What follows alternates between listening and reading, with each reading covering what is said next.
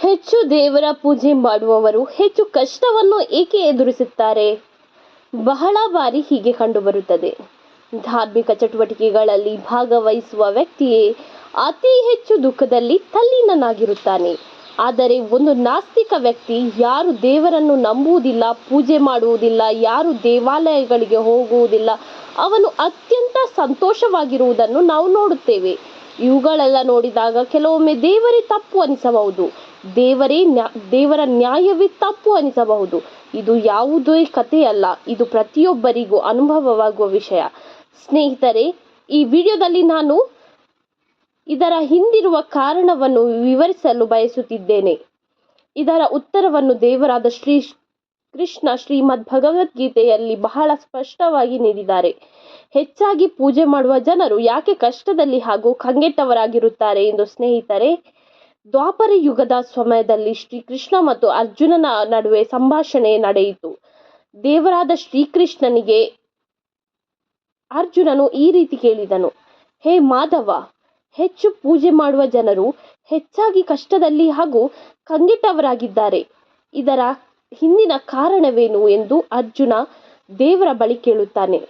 ಆದರೆ ಆ ಮಾತಿಗೆ ಶ್ರೀಕೃಷ್ಣನು ಏನನ್ನು ಉತ್ತರಿಸುವುದಿಲ್ಲ. ದೇವರು ಏನನ್ನೂ ಬಯಸುವುದಿಲ್ಲ. ದೇವರು ಬಯಸುವುದು ನಮ್ಮ ಭಕ್ತಿಯನ್ನು ಮಾತ್ರ. ಇನ್ನೊಮ್ಮೆ ಶ್ರೀಕೃಷ್ಣನ ಬಳಿ ಅರ್ಜುನನು ಕೇಳುತ್ತಾನೆ: ಹೆಚ್ಚು ಪೂಜೆ ಮಾಡುವ ಜನರು ಹೆಚ್ಚಾಗಿ ಕಷ್ಟದಲ್ಲಿ ಹಾಗೂ ಕಂಗೆಟ್ಟವರಾಗಿದ್ದಾರೆ. ಇದರ ಹಿಂದಿನ ಕಾರಣವೇನು? ಅರ್ಜುನ ಯಾರು ದೇವರನ್ನು ಪೂಜಿಸುತ್ತಿಲ್ಲ, ದೇವರ ಹೆಸರನ್ನು ಉಚ್ಚರಿಸುತ್ತಿಲ್ಲ, ದೇವರನ್ನು ನೆನೆಸುವುದಿಲ್ಲ ಮತ್ತು ಯಾವಾಗಲೂ ತಪ್ಪು ಕೆಲಸಗಳಲ್ಲಿ ತೊಡಗಿಸಿಕೊಂಡಿದ್ದಾರೆ, ಅವರನ್ನು ನಾನು ಸಂತೋಷವಾಗಿರುವುದನ್ನು ನೋಡಿದ್ದೇನೆ. ದಯವಿಟ್ಟು ಇದರ ಹಿಂದೆ ಇರುವ ರಹಸ್ಯವನ್ನು ನನಗೆ ವಿವರಿಸಿ. ಆಮೇಲೆ ದೇವರಾದ ಶ್ರೀಕೃಷ್ಣನು ಅರ್ಜುನನಿಗೆ ಒಂದು ಚಿಕ್ಕ ಕಥೆಯ ಮೂಲಕ ಉತ್ತರ ನೀಡಿದರು. ಆ ಚಿಕ್ಕ ಕಥೆಯ ವಿಷಯವನ್ನು ನೋಡೋಣ. ಸ್ನೇಹಿತರೆ, ಒಬ್ಬ ಗುರುವಿಗೆ ಇಬ್ಬರು ಶಿಷ್ಯರು ಇದ್ದರು, ಇಬ್ಬರು ವಿದ್ವಾಂಸರು. ಇಬ್ಬರಲ್ಲಿರುವ ವ್ಯತ್ಯಾಸ ಏನೆಂದರೆ, ಒಬ್ಬನು ದೇವರನ್ನು ನಂಬುತ್ತಿದ್ದನು ಮತ್ತು ಇನ್ನೊಬ್ಬರು ದೇವರನ್ನು ನಂಬದ ನಾಸ್ತಿಕನಾಗಿದ್ದನು. ಇಬ್ಬರು ವ್ಯಕ್ತಿಗಳು ತಮ್ಮ ಜೀವನವನ್ನು ವಿಭಿನ್ನ ರೀತಿಯಲ್ಲಿ ನಡೆಸುತ್ತಿದ್ದರು. ಒಬ್ಬನು ಧಾರ್ಮಿಕ ಕೆಲಸಗಳಲ್ಲಿ ತೊಡಗಿಸಿಕೊಂಡಿದ್ದರೆ ಮತ್ತೊಬ್ಬನು ಅದರಿಂದ ದೂರವಿದ್ದನು. ಒಬ್ಬನು ದೇವರ ಕಥೆ ಇರುವ ಎಲ್ಲ ಕಡೆ ಹೋಗುತ್ತಾನೆ, ಪೂಜೆ ಚಟುವಟಿಕೆಗಳಲ್ಲಿ ತೊಡಗುತ್ತಾನೆ. ಇನ್ನೊಬ್ಬ ಶಿಷ್ಯ ಇವೆಲ್ಲ ಚಟುವಟಿಕೆಗಳಿಂದ ದೂರವಿರುತ್ತಾನೆ. ಆ ಶಿಷ್ಯನಿಗೆಲ್ಲ ಬೇರೆ ಬೇರೆ ದುಷ್ಟ ಕೃತ್ಯಗಳಲ್ಲಿ ತೊಡಗಿಸಿಕೊಂಡಿರುತ್ತಾನೆ. ಒಂದು ದಿನ ಆ ಶಿಷ್ಯನು ಕುಡಿದು ಅಹಮತದಿಂದ ಮಾತನಾಡುತ್ತಾ ನಡೆದುಕೊಂಡು ಮನೆಯ ಕಡೆಗೆ ಹೋಗುತ್ತಿದ್ದನು. ಆಮೇಲೆ ಅವನಿಗೆ ಒಂದು ಹಣದಿಂದ ತುಂಬಿದ ಚೀಲ ಸಿಗುತ್ತದೆ. ಅವನ ಸಂತೋಷದ ಮಿತಿ ಮೀರಿತು. ಅವನು ತುಂಬಾ ಉತ್ಸಾಹದಿಂದ ಯಾರಿಗೂ ಅಹಂಕಾರದಿಂದ ಹೇಳುತ್ತಾ ಹೋಗುತ್ತಾನೆ: ನಾನು ಇಂದು ಹಣದಿಂದ ತುಂಬಿದ ಚೀಲವನ್ನು ಪಡೆದಿದ್ದೇನೆ, ನನ್ನ ಜೀವನ ಯಶಸ್ವಿಯಾಗಿದೆ. ಆ ಸಮಯದಲ್ಲಿ ಮತ್ತೊಬ್ಬ ಶಿಷ್ಯನು ಭಜನೆ ಮಾಡುತ್ತಾ ಮನೆಗೆ ಹೋಗುತ್ತಿದ್ದನು. ಆಕಸ್ಮಿಕವಾಗಿ ಅವನ ಕಾಲಿಗೆ ದೊಡ್ಡ ಮುಳ್ಳು ತಾಗುತ್ತದೆ. ತುಸು ರಕ್ತ ಬರುವುದಕ್ಕೆ ಪ್ರಾರಂಭವಾಗುತ್ತದೆ. ಅವನು ತಕ್ಷಣವೇ ಆ ಶಿಷ್ಯನು ಅಲ್ಲಿಗೆ ಬರುತ್ತಾನೆ. ನಗುತ್ತಾ ಅವನಿಗೆ ಹೇಳುತ್ತಾನೆ: ನೀನು ದೇವರನ್ನೇ ಆರಾಧಿಸುತ್ತೀಯಲ್ಲ, ನಿನ್ನ ದೇವರನ್ನು ನೆನೆಸುತ್ತಿದ್ದೀಯಲ್ಲ, ಏನು ಕೊಟ್ಟಿದ್ದಾನೆ ನಿನ್ನ ದೇವರು ನಿನಗೆ? ನನ್ನನ್ನು ನೋಡು, ನಾನು ದೇವರನ್ನು ಪೂಜಿಸುವುದಿಲ್ಲ. ನಾನು ಎಂದು ದೇವರ ಸನ್ನಿಧಿಯಲ್ಲೂ ಹೋಗಿಲ್ಲ. ನನ್ನ ಮನೆಯಲ್ಲಿ ಎಲ್ಲಿಯೂ ದೇವರ ಮಂಟಪವೂ ಇಲ್ಲ. ನಾನು ಎಂದು ಸತ್ಯನಾರಾಯಣ ಪೂಜೆಯನ್ನು ಮಾಡಲಿಲ್ಲ. ಆದರೆ ನೋಡಿದೆಯಾ, ನಾನು ಎಷ್ಟು ಸಂಪತ್ತನ್ನು ಹೊಂದಿದ್ದೇನೆ, ಎಷ್ಟು ಸಂತೋಷವಾಗಿದೆ ನನ್ನ ಜೀವನ. ಆ ಒಳ್ಳೆಯ ಶಿಷ್ಯನು ಅವನ ಮಾತುಗಳನ್ನು ಆಲಿಸುವಾಗ ಅವನು ಮನದಾಳದಲ್ಲಿ ಯೋಚಿಸುತ್ತಾನೆ: ಹೌದು, ಇದು ನಿಜವಾಗಿಯೂ ಸತ್ಯ. ನಾನು ಎಷ್ಟು ಪೂಜೆ ಮಾಡುತ್ತೇನೆ ಮತ್ತು ಅವನು ಏನು ಮಾಡುತ್ತಿಲ್ಲ. ಹೀಗಿರುವಾಗ ಅವನು ಎಷ್ಟು ಸಂತೋಷವಾಗಿದ್ದಾನೆ. ಇಷ್ಟು ಯೋಚಿಸಿಕೊಂಡು ಆ ಶಿಷ್ಯನು ತನ್ನ ಗುರುಗಳ ಬಳಿಗೆ ಹೋಗುತ್ತಾನೆ ಮತ್ತು ಈ ಪ್ರಶ್ನೆಯನ್ನು ಗುರುಗಳಿಗೆ ಕೇಳುತ್ತಾನೆ. ಗುರುಗಳು ನಗುತ್ತಾ ಹೇಳಿದರು: ದೇವರು ಏನು ಮಾಡುತ್ತಾರೆ ಅದು ಎಲ್ಲ ಒಳ್ಳೆಯದು, ಪ್ರತಿಯೊಬ್ಬರಿಗೂ ಅವರಾಗಿಯೇ ಫಲ ಕೊಡುವವರು. ನೀವು ಕೇಳಿದ ಪ್ರಶ್ನೆಯ ಉತ್ತರ ತಿಳಿದಿಲ್ಲವೇ? ದೇವರು ನಿನ್ನ ಕಾಲಿಗೆ ಮಾತ್ರ ಮುಳ್ಳು ತಾಕಿಸಿದ್ದಾನೆ, ಆದರೆ ಅವನಿಗೆ ಹಣದಿಂದ ತುಂಬಿದ ಚೀಲವನ್ನು ಕೊಟ್ಟಿದ್ದಾರೆ. ಕೇಳು, ನೀನು ಹಿಂದಿನ ಜನ್ಮದಲ್ಲಿ ತುಂಬಾ ಪಾಪ ಮಾಡಿದವನಾಗಿದ್ದೆ, ಆದ್ದರಿಂದ ನಿನಗೆ ಹಿಂದೆ ಸಾವು ಸಂಭವಿಸಬೇಕಿತ್ತು.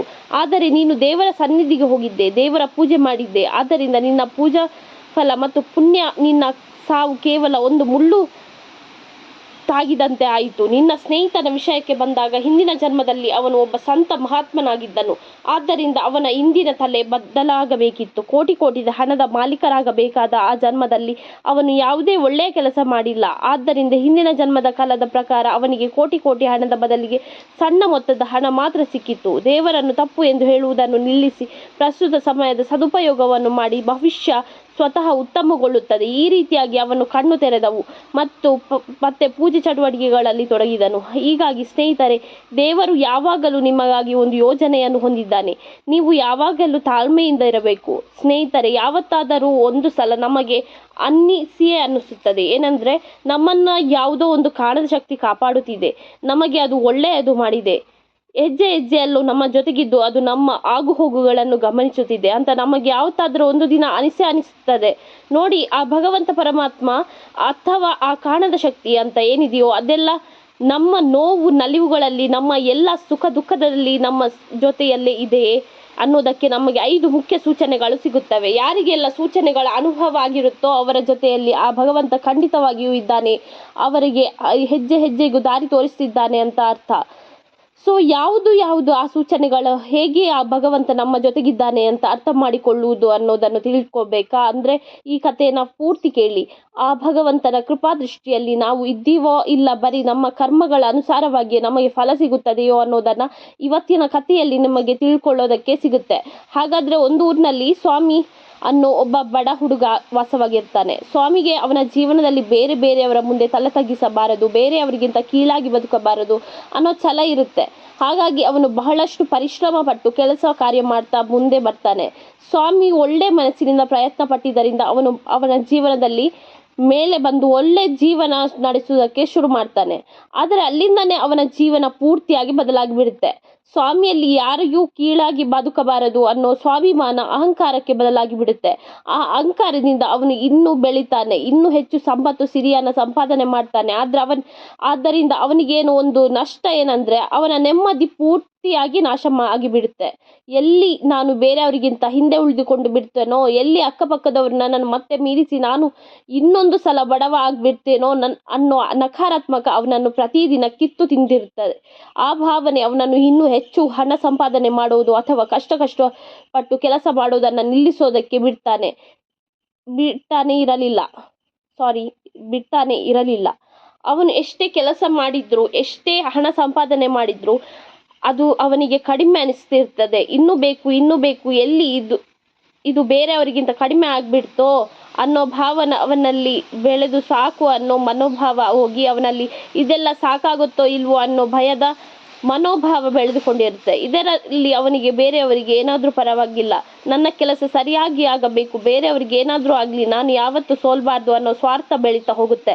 ಆದರೆ ಆ ಸ್ವಾರ್ಥದಿಂದಾನೇ ಅವನಲ್ಲಿ ಬೇರೆಯವರು ನನ್ನ ಬಗ್ಗೆ ಏನು ಯೋಚನೆ ಮಾಡ್ತಾರೋ, ನನ್ನನ್ನು ಗೌರವಿಸ್ತಾರೋ ಇಲ್ವೋ, ನನ್ನನ್ನು ದ್ವೇಷ ಮಾಡ್ತಾರೋ ಅನ್ನೋ ಬೇರೆಯವರ ಅಭಿಪ್ರಾಯದ ಬಗ್ಗೆ ಚಿಂತೆ ಕೂಡ ಶುರುವಾಗುತ್ತೆ. ಅವನು ಯಾವಾಗೆಲ್ಲ ಬೇರೆಯವರ ಜೊತೆಯಲ್ಲಿ ಅಥವಾ ಅವನ ಸ್ನೇಹಿತನ ಪರಿವಾರದವರ ಜೊತೆಯಲ್ಲಿ ಮಾತಾಡ್ತಾನೋ ಹಾಗೆಲ್ಲ ಅವನು ತನ್ನ ಬಗ್ಗೆ, ತನ್ನ ಕೆಲಸ ಕಾರ್ಯಗಳ ಬಗ್ಗೆ ಹೇಳ್ಕೊಂಡು ತನ್ನನ್ನು ತಾನು ಪ್ರಮಾಣಿಸಿಕೊಳ್ಳುತ್ತಿರುತ್ತಾನೆ. ಬೇರೆಯವರು ನನ್ನ ಬಗ್ಗೆ ಒಳ್ಳೆಯದು ಮಾತಾಡಲಿ, ನನ್ನ ಮಾತಾಡೋ ಶೈಲಿ, ನಾನು ಹಾಕೋ ಬಟ್ಟೆ, ನನ್ನ ಆಡಂಬರದ ಬಗ್ಗೆ ಜನ ಒಳ್ಳೆಯದು ಮಾತಾಡಲಿ, ನನ್ನ ಮನೆ ಹಾಳು ಕಾಲು, ನನ್ನ ಶ್ರೀಮಂತಿಗೆ ಬಗ್ಗೆ, ನನ್ನ ಜೀವನದ ಬಗ್ಗೆ ಜನ ಹೊಗಳಲಿ ಅನ್ನೋ ಭಾವನೆ ಅವನಲ್ಲಿ ಹೆಚ್ಚಾಗಿ ಅವನು ತನಗಾಗಿ ಬದುಕೋದನ್ನು ಬಿಟ್ಟು ಜನರ ಒಪ್ಪಿಸೋದಕ್ಕೋಸ್ಕರ, ಜನರ ಒಳ್ಳೆ ಅಭಿಪ್ರಾಯಕ್ಕಾಗಿ ವ್ಯರ್ಥ ಜೀವನ ನಡೆಸೋದಕ್ಕೆ ಶುರು ಮಾಡ್ತಾನೆ. ಒಂದು ಸಣ್ಣ ಬಯಕೆ ಅಥವಾ ಬೇರೆಯವರಿಗಿಂತ ಕೀಳಾಗಿ ಬದುಕಬಾರದು ಅನ್ನೋ ಒಂದು ಸಣ್ಣ ಛಲ ಅವನಲ್ಲಿ ಇಷ್ಟೆಲ್ಲ ಅವಗುಣಗಳನ್ನು ಸೃಷ್ಟಿ ಮಾಡಿ ಅವನ ನೆಮ್ಮದಿ ಕೆಡಿಸಿ ಅವನು ಬೇರೆ ಸಂಪತ್ತಿನ ಹಿಂದೆ ಓಡಬೇಕು. ಯಾವಾಗಲೂ ಬೇರೆಯವರ ಅಭಿಪ್ರಾಯದ ಬಗ್ಗೆ ಯೋಚನೆ ಮಾಡ್ತಾ ನೆಮ್ಮದಿ ಇಲ್ಲದ ವ್ಯಕ್ತಿಯಾಗಿ ಬದುಕಬೇಕು ಅನ್ನೋ ಹಾಗೆ ಮಾಡ್ತಿರುತ್ತೆ.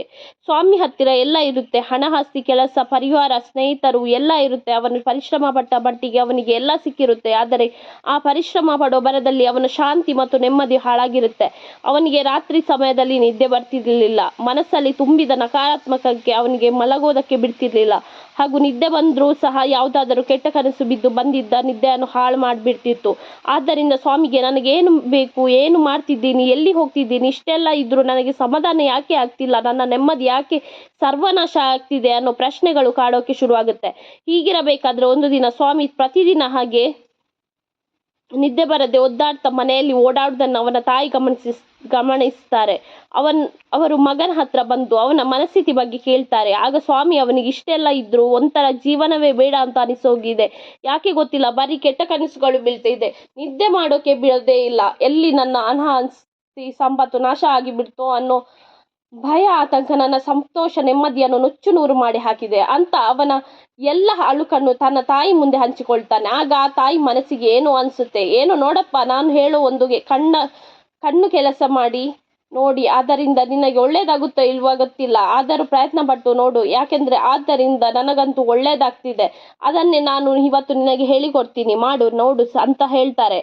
ಆಗ ಸ್ವಾಮಿ ಕೂಡ ಸರಿ ಹೇಳಮ್ಮ ಅಂತ ಕೇಳ್ತಾನೆ. ಆಗ ಅವರ ತಾಯಿ ಮಲ್ಕೊಳ್ಳೋದಕ್ಕಿಂತ ಮೊದಲು ನಿನಗೆ ಇಷ್ಟೆಲ್ಲ ಸಿರಿ ಸಂಪತ್ತನ್ನು ಕೊಟ್ಟ ಭಗವಂತನಿಗೆ ಒಂದು ಬಾರಿ ನಮಸ್ಕಾರ ಮಾಡಿ ಅವನಿಗೆ ಆಭಾರ ವ್ಯಕ್ತಪಡಿಸಿ ನಂತರ ಮಲ್ಕೊಳ್ಳೋದಕ್ಕೆ ಪ್ರಯತ್ನ ಪಡು. ಹಾ, ನನಗೆ ಗೊತ್ತು ನಿನಗೆ ಇದಕ್ಕೆಲ್ಲ ನಂಬಿಕೆ ಇಲ್ಲ, ಆದರೆ ನಾನು ಇದನ್ನ ಪ್ರತಿದಿನ ಮಾಡ್ತೀನಿ. ನನ್ನ ಮಗನಿಗೆ ಇಷ್ಟೆಲ್ಲ ಸಿರಿ ಸಂಪತ್ತು ಕೊಟ್ಟು ಅವನನ್ನು ಕಾಪಾಡುತ್ತಿರುವುದಕ್ಕೆ ನಿನಗೆ ಧನ್ಯವಾದಗಳು ದೇವರೇ ಅಂತ ಹೇಳಿ ಅವನಿಗೆ ಆಭಾರ ವ್ಯಕ್ತಪಡಿಸಿ ನಾನು ಮಲ್ಕೊಳ್ತೀನಿ. ಆದ್ದರಿಂದ ನನಗೆ ಚೆನ್ನಾಗಿ ನಿದ್ದೆ ಬರುತ್ತದೆ. ನೀನು ಯಾರಿಗೂ ಮೋಸ ಮಾಡಿಲ್ಲ, ಯಾರಿಗೂ ಅನ್ಯಾಯ ಕೆಟ್ಟದ್ದು ಬಯಸಿಲ್ಲ, ಆದರೆ ನಿನ್ನ ನೆಮ್ಮದಿ ಹಾಳಾಗಿದೆ ಅಂದ್ರೆ ಅದಕ್ಕೆ ನಿನ್ನ ಮನಸ್ಥಿತಿಯೇ ಕಾರಣ. ಮನಸ್ಥಿತಿಯನ್ನು ಸರಿ ಮಾಡಿಸಿಕೊಳ್ಳುವುದಕ್ಕೆ ಸುಲಭ ದಾರಿ ಅಂದ್ರೆ ದೇವರ ಧ್ಯಾನ. ಹಾಗಾಗಿ ಮಗನೇ, ಒಂದ್ಸಲ ಇದನ್ನ ಮಾಡಿ ನೋಡು. ಆದ್ದರಿಂದ ನಿನಗೆ ಏನು ಪ್ರಯೋಜನ ಆಗಿಲ್ಲ ಅಂದ್ರೆ ಆಮೇಲೆ ಬೇಕಾದ್ರೆ ನಿನ್ನಿಷ್ಟ, ನಿನಗೆ ಏನು ಅನ್ಸುತ್ತೋ ಅದನ್ನು ಮಾಡು ಅಂತ ಅವರ ಅನುಭವವನ್ನು ಅವರು ಹಂಚಿಕೊಳ್ಳುತ್ತಾರೆ. ಈಗ ಸ್ವಾಮಿ, ನಿಜವಾಗ್ಲೂ ಅಮ್ಮ, ನನಗೆ ಆ ದೇವರಲ್ಲಿ ಖಂಡಿತವಾಗ್ಲೂ ನಂಬಿಕೆ ಇಲ್ಲ. ನನಗೆ ಇಷ್ಟೆಲ್ಲ ಸಿರಿ ಸಂಪತ್ತು ಸಿಕ್ಕಿರೋದು ನಾನು ಪರಿಶ್ರಮ ಪಟ್ಟೆ, ನಾನು ಕಷ್ಟಪಟ್ಟೆ ದುಡಿದು ಅಂತ ನನ್ನ ಕರ್ಮದ ಫಲ ನನಗೆ ಸಿಕ್ಕಿದೆ.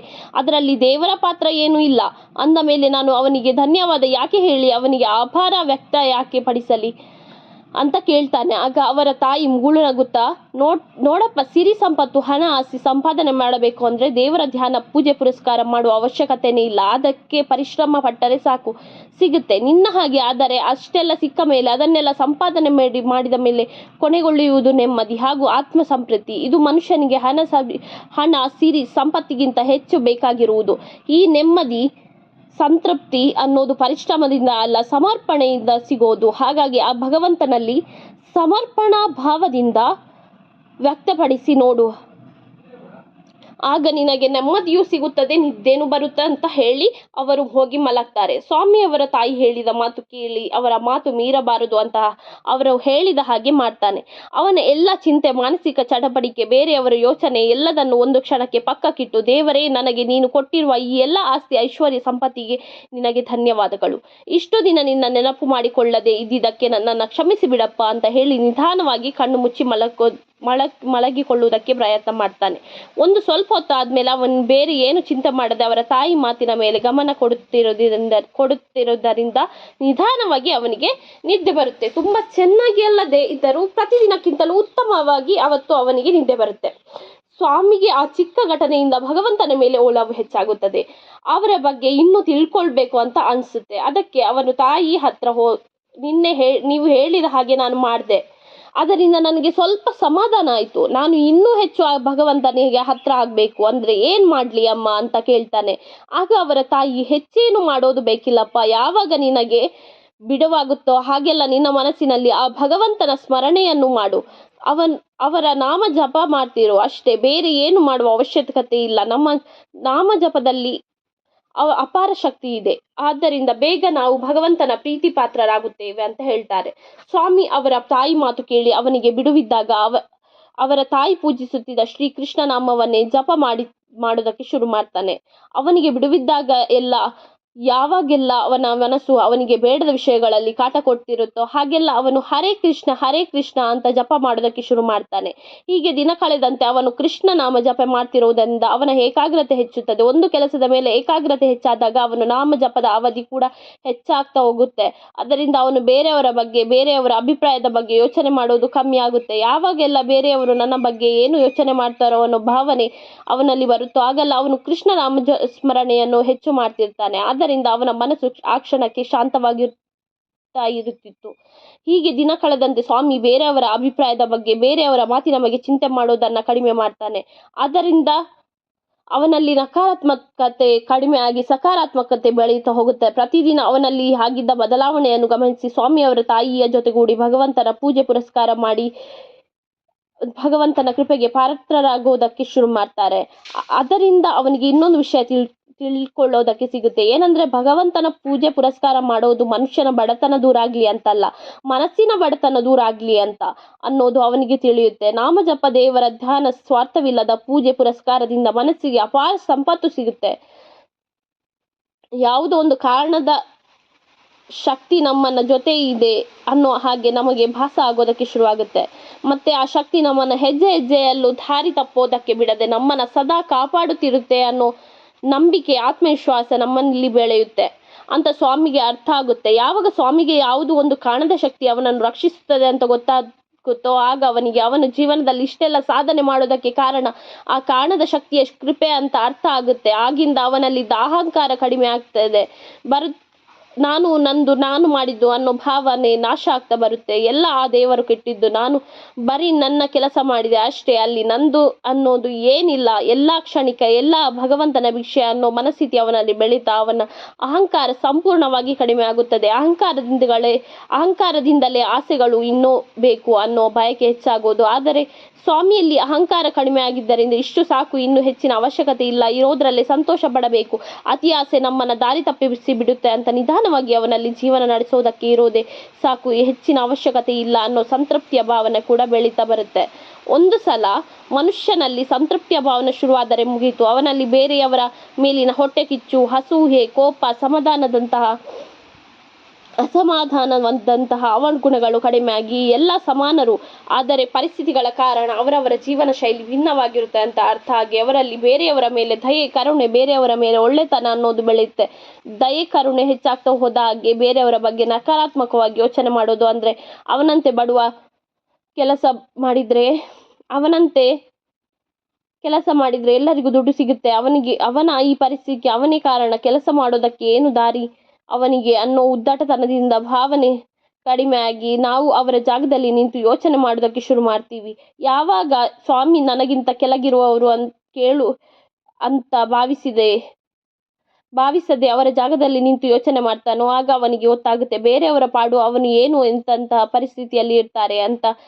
ಪರಿಸ್ಥಿತಿಯಲ್ಲಿ ಒಂದು ದಿನ ಅವನು ಇದ್ದ ಹಾಗೆ ಈಗ ಅವನು ಸ್ವಲ್ಪ ಬೆಳೆದ ಮೇಲೆ, ಹಣಕಾಸು ಬಂದ ಮೇಲೆ, ಹೊಸದಾಗಿ ಕಷ್ಟಪಟ್ಟು ಬೆಳೆದಿರುವವರನ್ನು ನೋಡಿ ಅವರು ನಮಗಿಂತ ಕಡಿಮೆ ಅನ್ನೋ ಭಾವನೆ ತಪ್ಪು ಅನ್ನೋದು ಅವನಿಗೆ ಅರಿವಾಗಿ ಸ್ವಾಮಿ ಈಗ ಎಲ್ಲರ ಜೊತೆಯಲ್ಲಿ ಸಮಾನಾಗಿ ಎಲ್ಲರಿಗೂ ಮರ್ಯಾದೆ ಕೊಡುತ್ತಾ ನಗುನಗ್ತಾ ಕಾಲ ಕಳೆಯುತ್ತಿರುತ್ತಾನೆ. ಈ ಕಥೆಯ ಅರ್ಥ ಏನೆಂದರೆ, ದೇವರು ನಮ್ಮೊಟ್ಟಿಗೆ ಇದ್ದಾನೆ, ದೇವರು ನಾವು ಮಾಡುವ ಕೆಲಸವನ್ನು ಗಮನಿಸುತ್ತಾನೆ, ನಮ್ಮ ಒಳ್ಳೆಯ ದಾರಿಯಲ್ಲಿ ಸಾಗಬೇಕು ಎನ್ನುವುದು ಭಗವಂತನ ಇಚ್ಛೆ. ಆದ್ದರಿಂದ ಯಾರೆಲ್ಲ ಹೆಚ್ಚು ದೇವರನ್ನು ನಂಬುತ್ತಾರೋ ಅಂಥವರಿಗೆ ಕಷ್ಟಗಳು ಕೂಡ ಜಾಸ್ತಿ ಅನ್ನೋದು ಈ ಕಥೆಯ ಮೂಲಕ ನಿಮಗೆ ಅರ್ಥವಾಗಬೇಕಿದೆ. ಈ ವಿಷಯ ನಿಮಗೆ ಇಷ್ಟವಾಗಿದ್ದರೆ ನಮ್ಮ ಚಾನಲನ್ನು ಈಗಲೇ ಸಬ್ಸ್ಕ್ರೈಬ್ ಆಗಿ, ಹಾಗಾಗಿ ಪಕ್ಕದಲ್ಲಿ ಕಾಣುವ ಬೆಲ್ ಐಕಾನ್ ಅನ್ನು ಕೂಡ ಪ್ರೆಸ್ ಮಾಡಿ, ಹಾಗೆ ನಿಮ್ಮ ಫ್ರೆಂಡ್ಸ್ ಆ್ಯಂಡ್ ಫ್ಯಾಮಿಲಿಗೂ ಕೂಡ ಶೇರ್ ಮಾಡಿ.